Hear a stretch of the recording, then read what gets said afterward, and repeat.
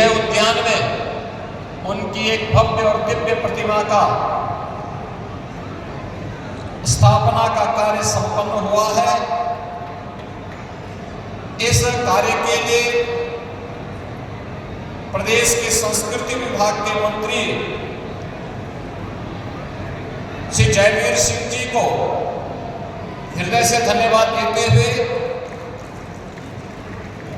इस संपूर्ण कार्यक्रम के आयोजन के लिए श्री अंगद सिंह जी को और उनकी पूरी टीम को हृदय से मैं अभिनंदन करता हूं कि उन्होंने आज मुझे इस आयोजन में भागीदार बनने का अवसर दिया और पंडित दीनदयाल उपाध्याय जी के इस चरणों में नमन करने और उन्हें श्रद्धांजलि व्यक्त करने का एक अवसर मुझे बाराबंकी जनपद के अंदर प्राप्त हो रहा है। बहनों और भाइयों, स्वतंत्र भारत में भारत की दिशा क्या होनी चाहिए, इसके बारे में तत्कालीन सत्ता के सामने असमंजस की स्थिति रही होगी, लेकिन उस समय भारतीय राजनीति के एक नए सितारे का उदय हो रहा था, जिन्होंने देश की आजादी के तत्काल बाद पहले राष्ट्रीय स्वयंसेवक संघ में, फिर भारतीय जनसंघ के माध्यम से भारतीय राजनीति में प्रवेश करते हुए भारत की सामाजिक नीति, भारत की आर्थिक नीति, भारत के अंदर राजनीतिक व्यवस्था, इन सब के बारे में अपने जो विचार व्यक्त किए, उन विचारों की प्रासंगिकता आज न केवल भारत में बल्कि पूरे वैश्विक समुदाय के सामने आज उन सभी मुद्दों की, उन मूल्यों की प्रासंगिकता देखने को मिल रही है। पंडित दीनदयाल उपाध्याय जी ने बहुत स्पष्ट रूप से कहा था कि आर्थिक उन्नति और प्रगति का मापक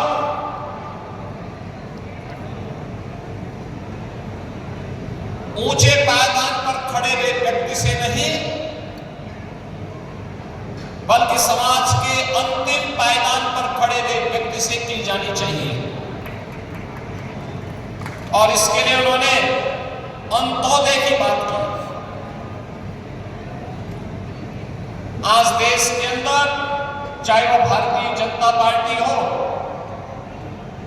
या कोई भी अन्य राजनीतिक दल, अगर उनके एजेंडे का हिस्सा गरीब आया है, गांव आया है, किसान आया है, महिलाएं एजेंडे का हिस्सा बनी है और बिना भेदभाव के शासन की योजना हर एक तबके तक पहुंचाना ये राजनीतिक पार्टियों के एजेंडे का हिस्सा आया है,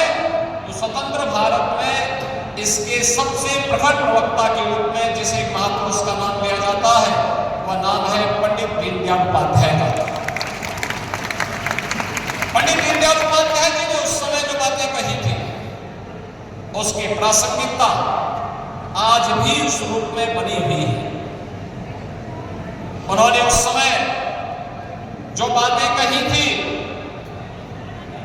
अपने लेखन में उन्होंने उन बातों का उल्लेख किया और स्पष्ट रूप से कहा। उन्होंने इन चीजों की उस समय बहुत मजबूती के साथ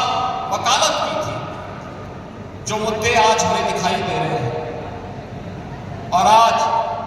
जब पंडित दीनदयाल उपाध्याय जी की इस पावन जयंती की पूर्व संध्या पर हम सब एकत्र हुए हैं, बाराबंकी जनपद के विजय उद्यान में उनकी भव्य प्रतिमा का आज यहाँ पर लोकार्पण का कार्यक्रम संपन्न हुआ है। उन स्थितियों में बताते हुए प्रसन्नता की अनुभूति हो रही है कि पंडित जी ने आज से 7 दशक पहले जो सपने देखे थे, उन सपनों को साकार करने के लिए आज प्रधानमंत्री मोदी जी के नेतृत्व की एनडीए सरकार पूरी प्रतिबद्धता के साथ कार्य कर रही है। आज अगर देश के अंदर कोरोना जैसी महामारी के दौरान से लेकर के अब तक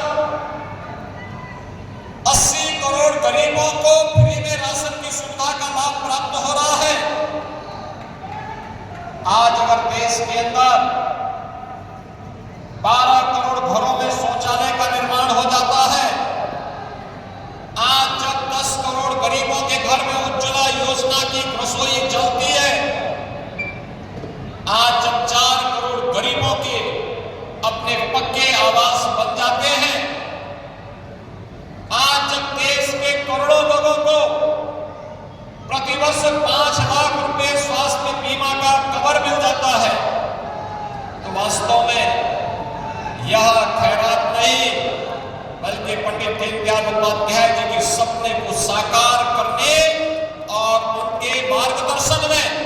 शासन की बन रही योजना का लाभ समाज के अंतिम पायदान पर बैठे व्यक्ति तक पहुंचाने का एक कार्यक्रम का हिस्सा है।